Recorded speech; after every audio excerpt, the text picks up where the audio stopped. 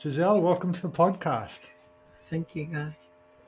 I am so happy that you agreed to come on the podcast and have a chat with me, Giselle.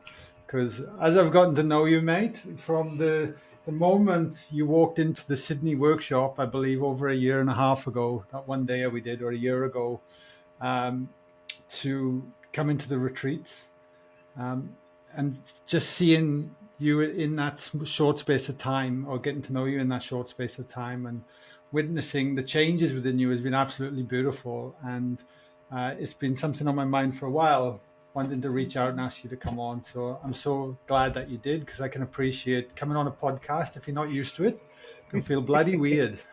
Yeah, for sure. Yeah, for sure. Thank you though, and thank you for the journey. Oh, mate, thank you. You're incredible. So I'm just thinking where we can start. That's okay. I've had roosters come on. I've had dogs come on. I've had people walk in.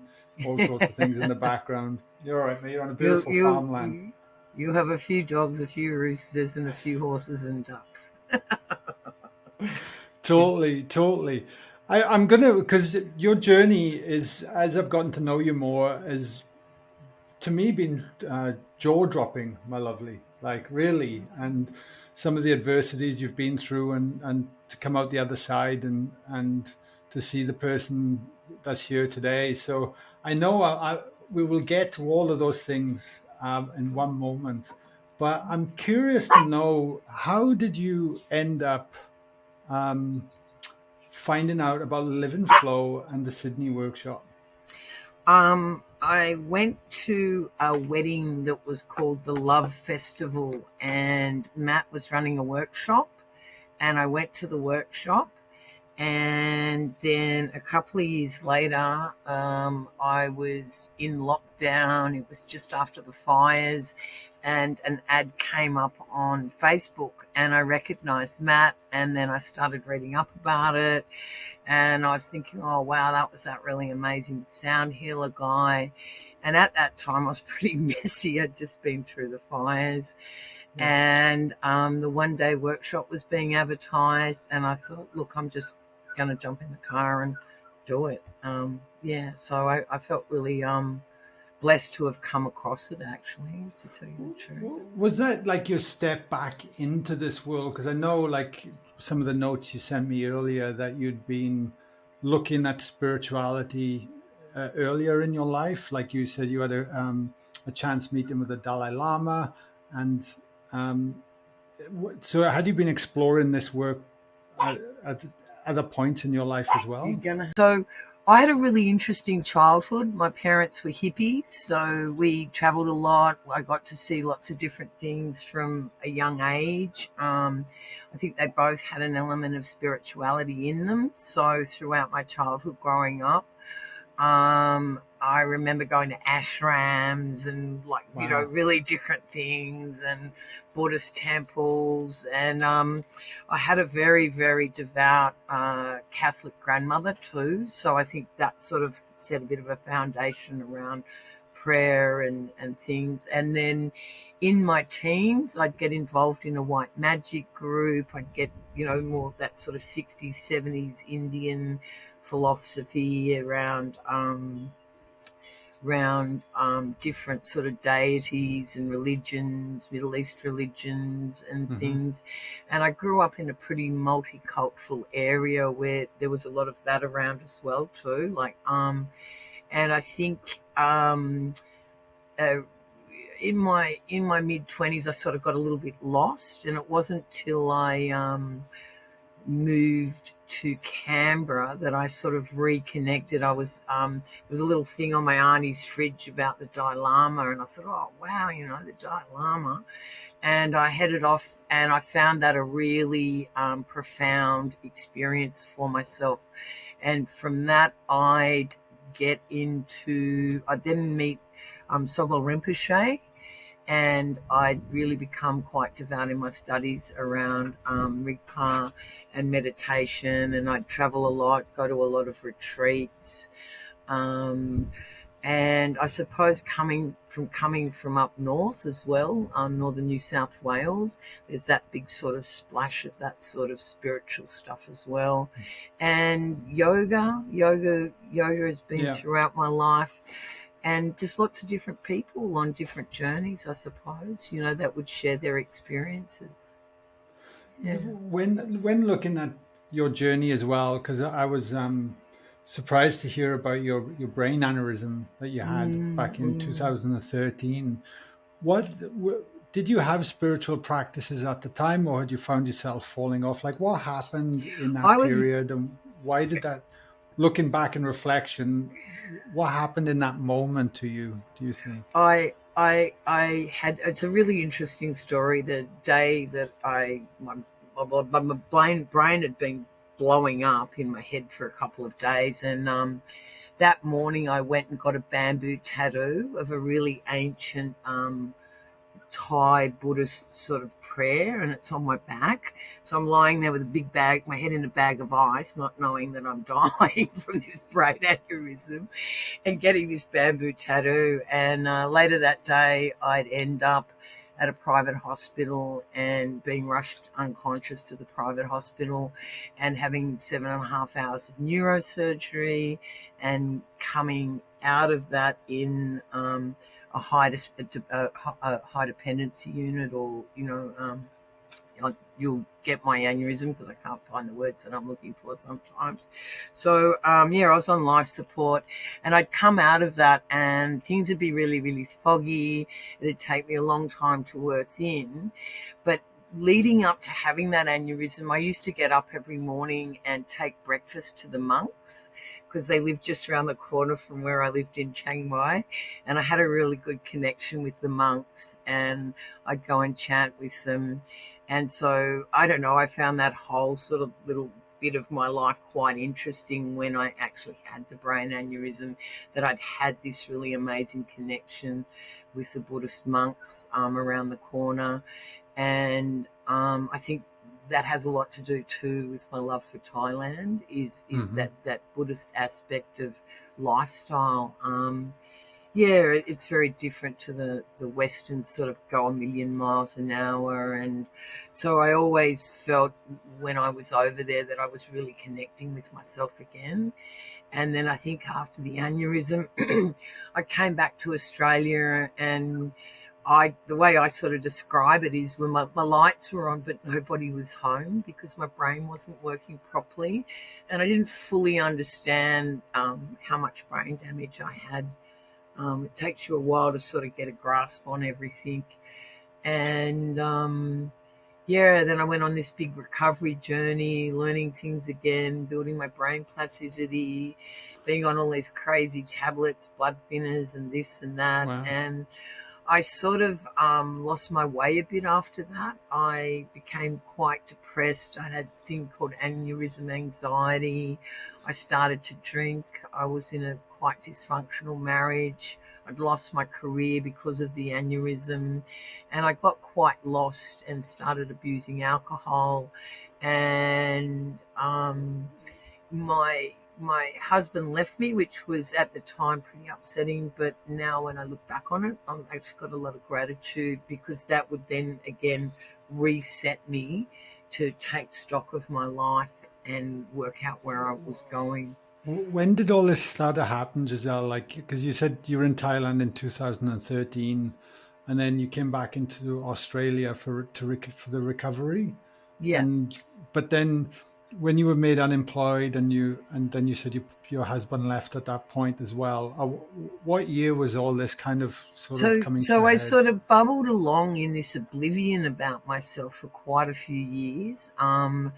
And the relationship just, yeah, it was very difficult. I was quite insightless about a lot of things and a lot of behaviors I had around the aneurysm. And I'd finish a big government contract in 2018. My husband had leave me in 2018 and go to Thailand to live with a young woman. And it was just like all these things just sort of went kapoosh, and there I was on the farm by myself, and I was a total mess. But it was really interesting. I went and saw a really beautiful old iridologist naturopath guy, and through that process, I started to reconnect with myself. So with my health, like, looking at my health and my well-being, I started to get back into meditation and rigpa. I'd catch up with a really beautiful mate of mine who I've known for years, who was right into Joe Dispenza. So I'd get introduced to that whole sort of thing, which was really quite eye-opening and spiritual too, around connecting with myself and my mind. And then I'd sort of bubble along, and then on the 31st of December, um, my property would get hit by the fires, the South Coast fires. So that was sort of this big thing for me, because I got trapped here on the farm, and it was it was I'll never forget it as long as I live. It was really a life-changing experience, and I nearly died. There was no Wow. air, and I'd end up in hospital with burnt corneas and smoke inhalation. Because the fires happened between November and January, if I Yeah, so the fires here hit us on the 31st of December, which was the day, 2019, yep, 2020, that, yeah. 2019. And I remember waking up and going to the toilet and thinking that my house felt like a microwave. And then I walked outside and I could hear this sort of rumbling in the blackness. And I ran around to all the little farms around here, because they were sort of retirees, woke everyone up in the dark. And just on light, you could see these two massive fire fronts coming from my property. Yeah. Unbelievable. It was a pretty. Then I had the fire plan, had all the sprinklers and the fire pumps, and thought I was a bit au fait, because I'd been the fire warden at ACT Health back in the day. Yeah, nothing was going to stop was what was happening that day. I can Did tell you even you. lose your entire house or some of it, or? No, I had two big, massive sheds, and Right. I was going through the divorce, I mentioned, and I'd packed up everything I owned and had put them in the sheds, ready to go to settlement. And what would happen then was that I'd lose everything that I owned in the sheds. The house would be on fire. I'd try and leave the property, and it was so hot that my car wouldn't start. And my partner was like left in front of me, and yeah, I'd get out of this car. Then I'd stagger from the car back here, and I'd be screaming out to God. I've got a video I'll show you one day. But yeah, just going, like I'm going to die. And I actually caught the spar in the corner of my eye, and it was off, so the water was cold, and I crawled into that and pulled the lid down, and there was about that much air. So that basically saved my life. Far out. Yeah, Coming out of that, just to continue the timeline along, yeah, Giselle, like, because obviously I met you after all the fires had happened.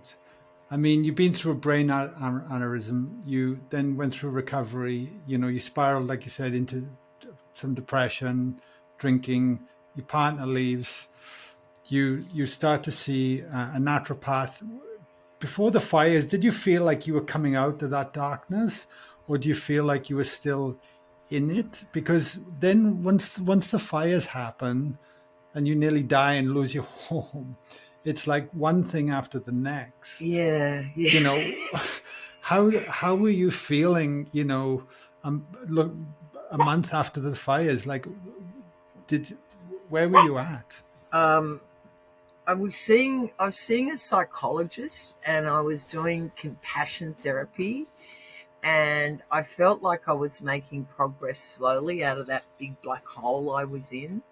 And then the fires had hit, and I just was totally traumatized by that experience. I couldn't see properly because my corneas were burnt. I had smoke inhalation, and I was diagnosed with post-traumatic stress disorder, and I would have these really, really intrusive nightmares night after night where I was trapped in flames, and I'd wake up screaming. And I just found that through not getting enough sleep and having these constant intrusive horrific nightmares, I was exhausted. Like, I was really tired, and I was totally emotionally and spiritually bereft. I turned to alcohol, which I know, it's a quick fix, but and sort of a part of me sort of just, yeah, I just was just totally messed up by the whole thing. And I think too, like, after the fires on the south coast, I don't know how to explain it. Like, imagine you've got no power, you've got no lighting, no water, you're just surrounded by all this stuff still burning days later, and um, and it was just really confronting, and it was devastating. And everything I'd owned my whole life, like traveling and collecting things, all my books, like everything that was me was gone. And I always remember explaining it to my sister, like being fleshless. Like, it was like I had, like, I was skinless, like I had flesh, but I had no skin. It was like my skin had gone. It was just this really raw, unsettling feeling that I was experiencing. Yeah. Wow.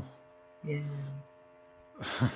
So then, fast forward a few months, you wander into our Sydney workshop. Yeah, well, That me and that was Matt ran the one day, which yeah, was that little window of no lockdown. in Like, it was between just, lockdowns. yeah, And there yeah, was a big crowd that day, and we actually, I think about 20 people didn't actually turn up because they were worried about COVID, because the suburbs were actually locking down around us, but we were technically still legally allowed yeah. to run the workshop at that point. And, we were in a big unknown. And so what were That you, day was that day was really powerful for me. That was just such a powerful day. I'd be running late because we'd go around. My friend was dropping me off, and this beautiful guy called Chris met me at the door with just this beautiful smile and gave me a hug, and I just got this amazing warm feeling. And I walked into the room, and you guys were already talking. I'm like, oh, here I go. The only seat was right down the front, like, sat down and in between these ladies, and was, yeah, just sort of focusing on you guys talking. And then you'd ask us to turn around and sort of share a little bit of ourselves with the other person. And that was really incredible for me, because the girl that I turned around and talked to, she'd been up the coast, probably, I don't know, 40 minutes drive further up north from me, and she had experienced the fires too. So that was a bit of a moment for me. And I think, when I look back on that day and the processes that you took us through on the whiteboard and taking notes, and then us all lying, I'll never forget how we just fitted into that room. It was like that much space. There was so many people from so many different walks of life, and it just was so powerful. We were in COVID. A lot of people were fire affected, and I just remember totally, what's the word I'm looking for? Just totally surrendering myself to the process of that day. And there was just this amazing shift when we went through the meditation and the sound healing. I just was blown away where I was transported to that day. And I can remember after the workshop, sitting next to the girl, and you were talking about the retreats, and I just looked around at that girl and I said, I'm going to that retreat. Like, I don't care what it takes.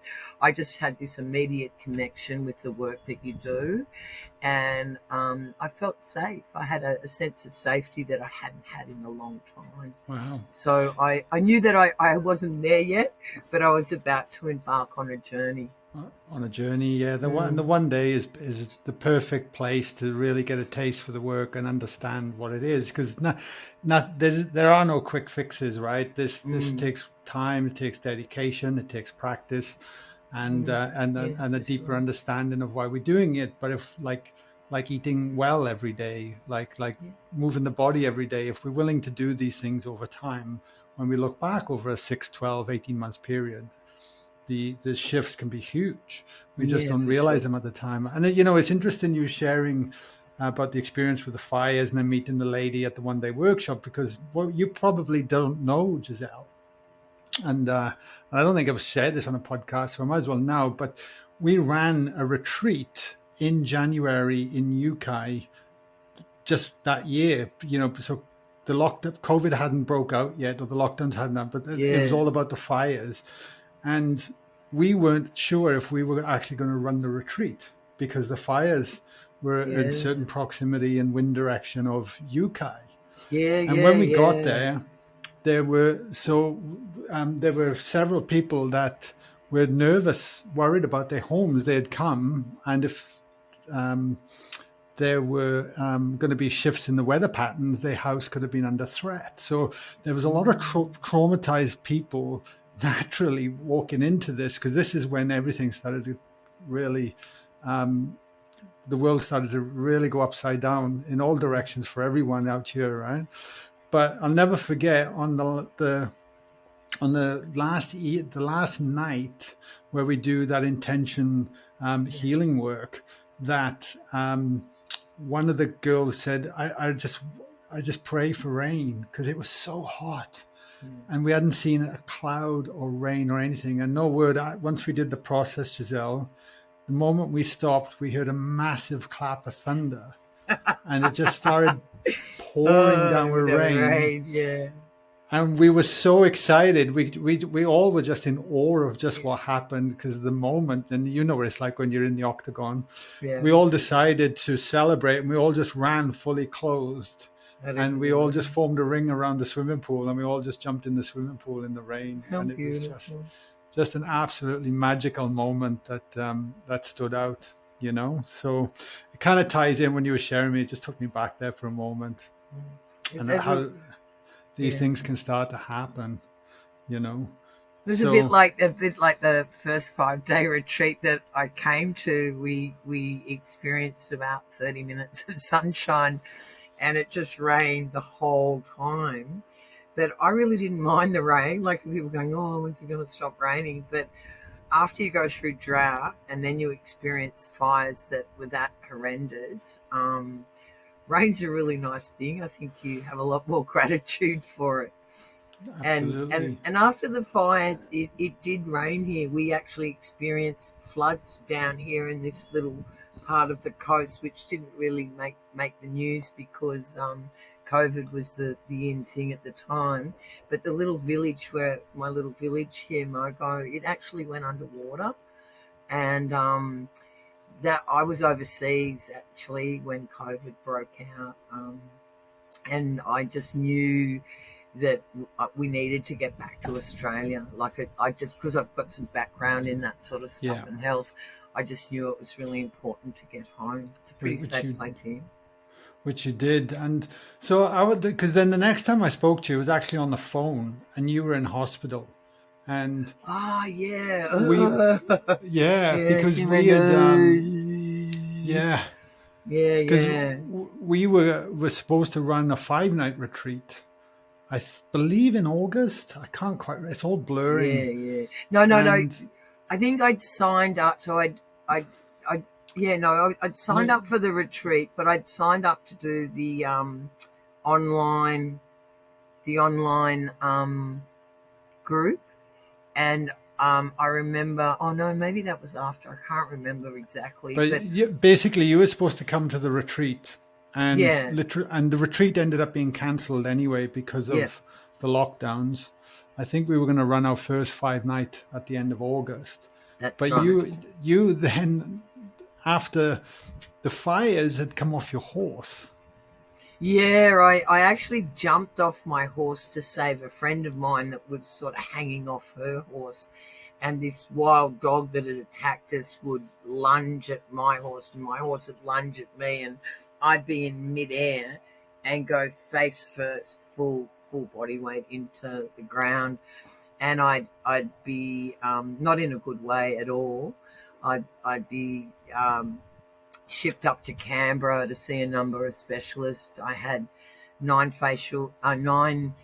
hairline fractures all through my face. I'd smashed 7 of my teeth. I had to have 14 stitches before I even got to Canberra in my mouth. I had a smashed sternum.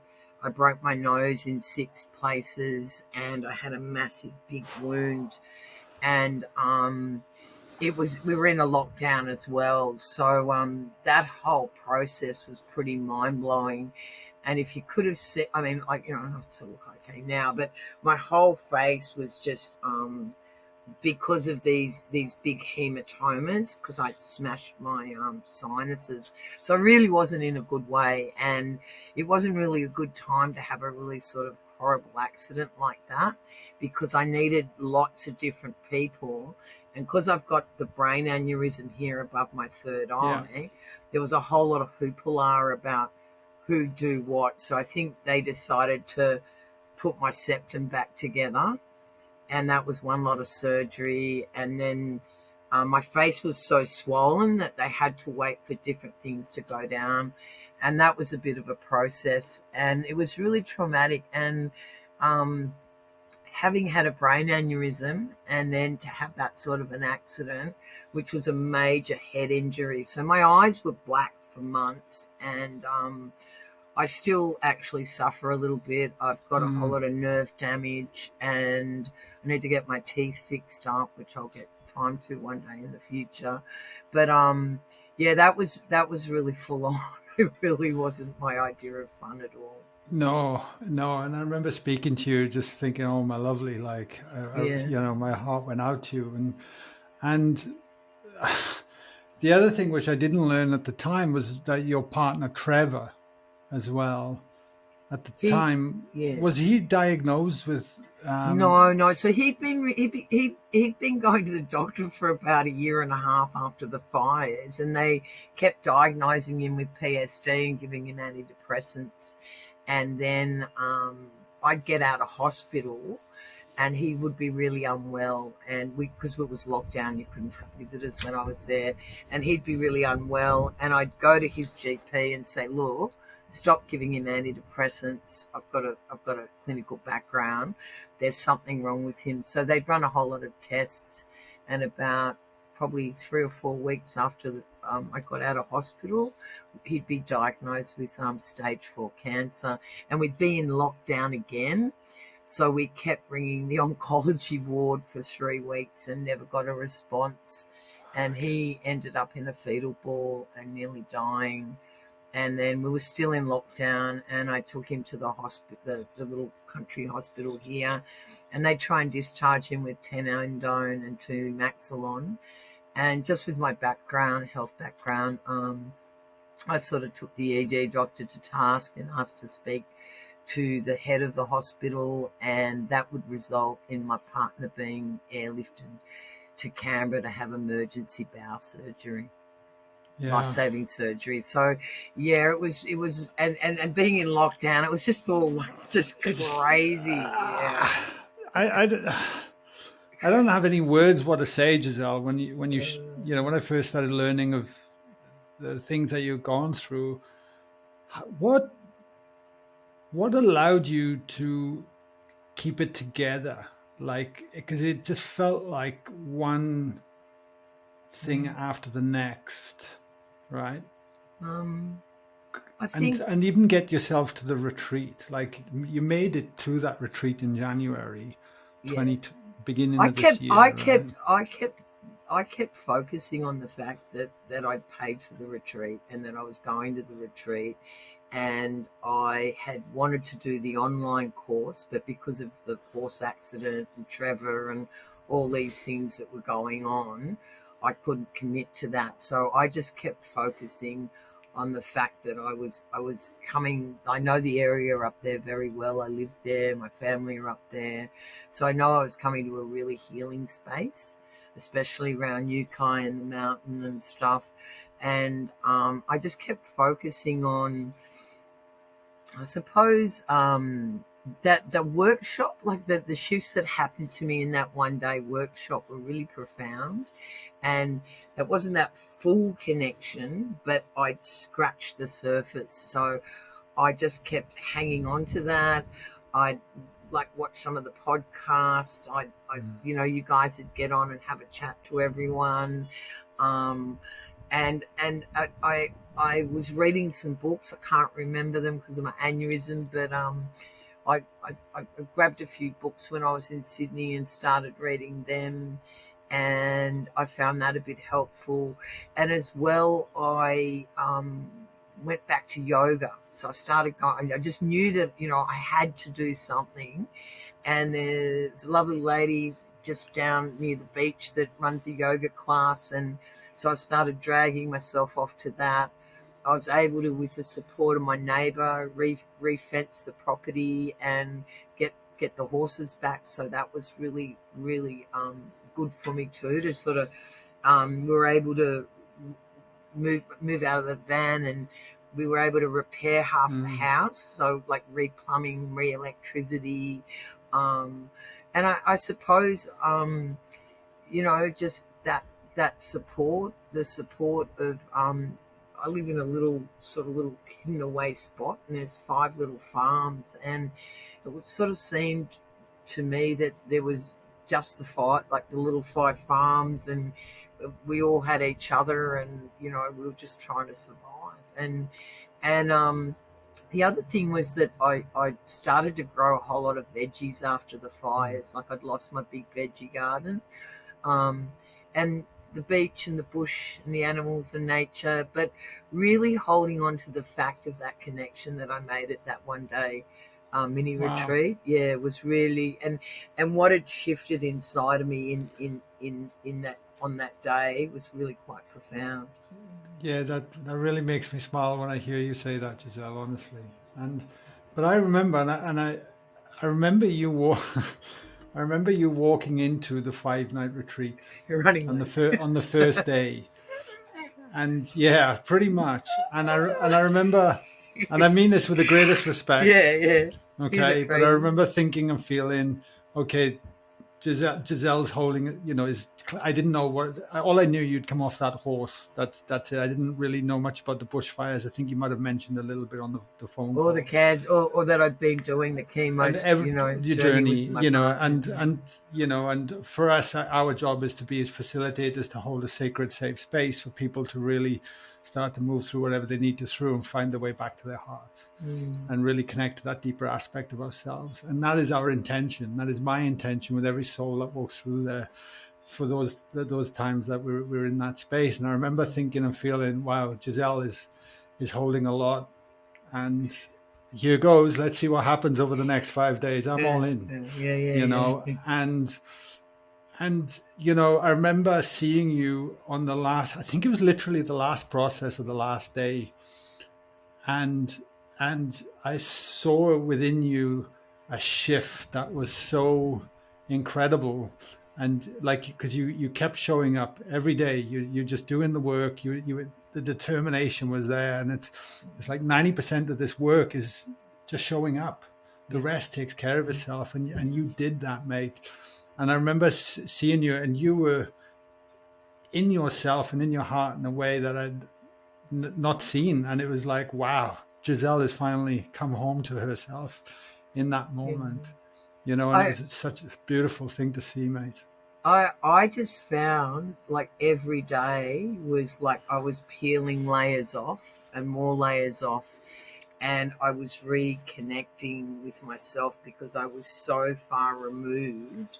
Because when you go through a whole lot of traumatic experiences, you're running on all this sort of brain chemical energy and energy that really doesn't serve you well.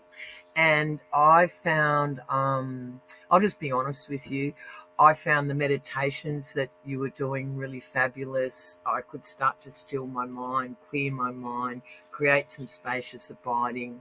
A real shift for me was when Petra did the inner child work. Mm-hmm. I got a real shock actually, because having done a lot of work on myself earlier on when I was younger, I didn't realize, but there was a whole lot of stuff in this little girl, and that just blew me away. Like, I can remember just tears streaming down my eyes and me connecting with my little girl and going, "Oh wow, you're a fucking mess," like, I'm a mess, you're a mess, like sort of like that. And I found that really healing. And the other thing that I really found was I've done lots of different yoga, but I really found Petra's yoga very therapeutic, and I don't know how to explain it, but it's sort of it was twofold for me. It wasn't just yoga. There was sort of an element of meditation, or I can't put my finger on the word I'm looking for, but that yoga every morning and that meditation with you were just like, for me, they were the foundation of my day. Yeah. And then I think the next best thing was Ronit's breakfasts, those really healthy, really pure food. Like, her food is medicine. And then just to every day be guided through these incredible processes on different levels, whether it was you on the whiteboard, or Matt doing a sound healing, or doing a past life regression. And that was another thing that absolutely knocked me for a six. Actually, the first time I did that, I was just in awe of the personal journey and experience that I went through. And I was a bit surprised, actually, because I'd never really gotten on with my stepfather, and he'd passed away a couple of years before. Here I am out in the ether, and who's the guy that I should, have this big conversation with? So that was really healing. It was really, really healing. And it was really like, I really was the last person I probably wanted to, hook up with some other people, but that was really that was mind-blowing. No, because I was going to say it just for the listeners as well, just Yeah, things to ponder on, because I love the way you describe that, because it's not just a yoga class. We're not just doing a meditation. We're not just doing a sound healing session. Everything is built upon each other through the period of time that we have done. And there's a through line with a set intention and a set outcome. So when you're in that bubble and the collective group energy starts to continuously raise, we are physically, emotionally, mentally, and spiritually and energetically, like, starting to shift. totally. So the processes are built upon with that intention. So it's not just a yoga session. No. It's actually done with a lot of Petra does it so amazingly intuitively. But we're actually doing specific movements to work with specific parts of the body that are ready to heal and release the traumas, or release whatever's stuck, for us to become back deeper to our true selves. And I think that's what's not understood. And until you actually go through a container like that in an experience, you then you get it, But then, totally. But until you do it, it's like, how do you know what France is going to be like if you're only looking at a magazine, but you're not actually in France experiencing it, So it's kind of the same thing. I just honestly, the surroundings were fabulous, and the power of the group, and the vulnerability that we get to within ourselves to open up and share, and the check-ins, and like, I don't want to give it all away, but for me, I can remember, it's just funny for me because of my brain aneurysm, like, I sort of say things and I don't remember. And I remember we were doing a round the circle share, and I'd just been through this mind-blowing experience. And I can remember the next day this lady came up to me and she said, "Oh, do you realise that you swore?" And I went, "Oh, no, I realise that. And I just remember though, just feeling so blessed. And one thing I want to share with you was you talked a little, like, sometimes people are sharing and they're talking and they're communicating, and um I I I remember, like, there was this real moment for me in the workshop where you were sharing something really personal about yourself, and it was just a real light bulb moment for me, and I felt really grateful that you had shared from your heart and that connection. And I found a lot of the time that everyone's different, but through those processes of that narrative that we go through within the group, um, you can identify with lots of things that other people are sharing or talking about. And I found that really powerful as well. Um, and I suppose too, towards the end, we'll talk about those layers of things and the processes. So, you're building and you're building and you're building and you're building and you're growing, and you're opening up, and you're leaving your head, which has been going 100 zillion miles an hour, and you're starting to connect with your heart.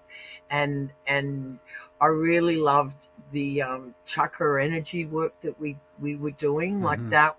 that was so healing for me, because I was just so blocked up, because I've just been through all this stuff. And so I was just on cloud nine when I left, and I had a new purpose, and I felt totally connected with my heart. However, I'd have to come home and look after a really unwell person, and that was really heartbreaking, and it didn't really give me the space that I needed to focus on this new journey that I'd been on. So I think for me, it wasn't till I unexpectedly lost my partner in quite tragic circumstances, I sort of fell over again, like I just went, I was exhausted. And I can remember coming up and doing the Canberra one. I actually brought my partner before he passed to the one Mm-hmm. day workshop and a Remember. couple of Yeah. friends, and he just loved it. And he really wanted to come to the 5 day with me, like we were going to go together, but that never happened. And then I remember, um, after he passed, just knowing, like, I just ended up in this big black hole again. And because I had this new knowledge and this new connection with myself, I sort of understood what was going on. But I live on a farm by myself. I don't have family or a lot of support. So I just focused on the retreat again as being something that I could go, be in a really safe place, be what is it, holding space? I can't remember all Mm. the terminology, but you know, when you go and you bear all, and you totally come from your heart, um, and the energy that through those processes and the sharing and the sound healing and all of those things, for me, they're really, really healing. And that then takes me to this next level, where I'm how can I explain this? Like, so I did the first workshop, and that was really good, and I got to this place, and that was fabulous. And then I had to sort of come back and deal with a whole lot more trauma and rigmarole. And then I get to come back and do the second workshop, and that was a lot different for me. I had these, how you sort of been through something, you went, oh, I know what's going to happen. No, no, no, no. and I found the second workshop even more powerful than the first one, Mm. and probably because I was more in tune with myself, because I'd done the first workshop, so I had some sort of reconnection with myself. And I just found that the last workshop was probably it's just put me on this totally different trajectory of where I'm heading, how I feel in my life, what I want to do, what do I want to accomplish. And I just feel like I'm loving myself. I'm loving it. Like I'm not up here anymore. I'm, you know, everything that I make this conscious decision, you know, in how I conduct myself to come from here and not from here, you know. And even though I've got all this stuff hitting me a lot of the time, the whole way I'm processing and, you know, walking through life, it feels really different. It feels a lot lighter. I don't feel as traumatized, and I feel like I've found my purpose within myself to do this work and do this practice on a daily basis. And what I've learnt from that, by doing it intensely in the workshops, is that I benefit from it. You know, I'm not ripping myself off with alcohol anymore, or that crazy thinking that gets me in that big black hole. And it's given me a lot of hope, you know, a lot of hope for the future. Well, you know, Giselle, like, I mean, I wouldn't have asked you on the podcast if I hadn't seen the shifts and the transformation, the trajectory you've set yourself on, and the way you showed up. I mean, the way you showed up in July and the second time you came to the 5 night retreat, you were, you know, you were a very different person to the one that walked through the doors in January. Even what you'd been through between January and July through those 2 retreats with your partner passing and all the things you had to hold and deal with, and like you say, falling back into a bit of a hole within that. But I mean, it's so normal. And but to see how much you've come in the space from Sydney to then to now. And I always look at this work, because I used to day trade. I used to do stock trading quite many years ago, but I always look at it like a rising stock chart. Yeah. You know how they zigzag, they go up, they go down, they go up, they go down, but the actual trend Mm-hmm. is north, is a bull market. Like we go Yeah. in that way, and it's kind of like this work. We fall off every day, Yeah. but if we're willing to keep leaning in, explore, and have these um, these processes and these moments together through our life, then we continued on the upward trajectory over time. Which Yeah. is, Sorry. I'm going to ask you one last question to Yeah. wrap it up today, Giselle, Yeah. and that is, anyone listening to this, what would you say to them if they're considering coming to a retreat, they come into a workshop, or is there anything even you just want to leave people to ponder on from I everything we covered today? I just think that if you by chance have seen this on Facebook, or you meet somebody that tells you about this experience they've been on, or you are at some point in your life where you're questioning stuff, and you're wanting to, you know, I think I don't know how to explain what I want to say, but what I want to say is that deep down inside of us, you know, there is this energy, you know, and when it's not right, somehow we're drawn to things that we probably need to do, that sometimes with our head we go, oh no. But when we actually come from our heart, and we do engage in something that's so beneficial, like stopping for a moment, putting your phone away, and actually focusing on yourself, and going through this amazing journey of living in the flow. um I just say do it. Like, just feel the fear and do it anyway, because I really believe it's one of the best things I've ever done in my life, and I'll be back to do it again and again. I loved meeting one of the guys.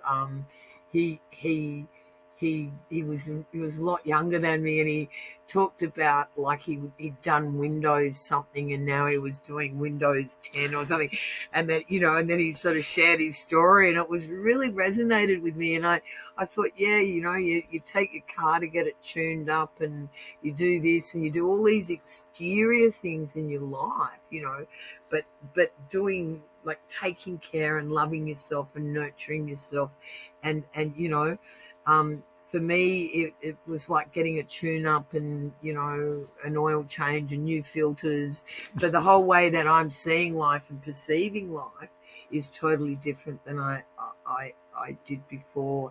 And I feel I feel a lot more invincible. Like I sort of felt really weighed down by all those horrible things that had happened to me. But however, I realized that they've got me to where I am today. They got me Mm. to live in the flow. And I'd say, look, if you're honestly considering doing a mini workshop, a day workshop, a 3-day retreat, a 5-day retreat, or you see the thing about Portugal, just do it, do it, do it, do it.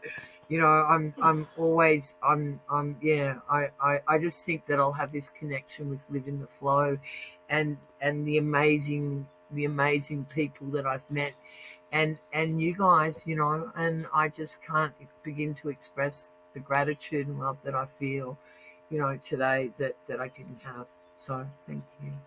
Oh, it's beautiful. And thank you, Giselle. Thank you for everything. Thank you for showing up. Thank you for being you. And really just, yeah, I'm always inspired when I talk to you and think about you, mate, and your journey, what you've been on, what you've been through, and who you're becoming as a person is just beautiful. So thank you so much. Thank And you. Thank much you. love. Thank Matt Thank you. and thank Petra and thank the group.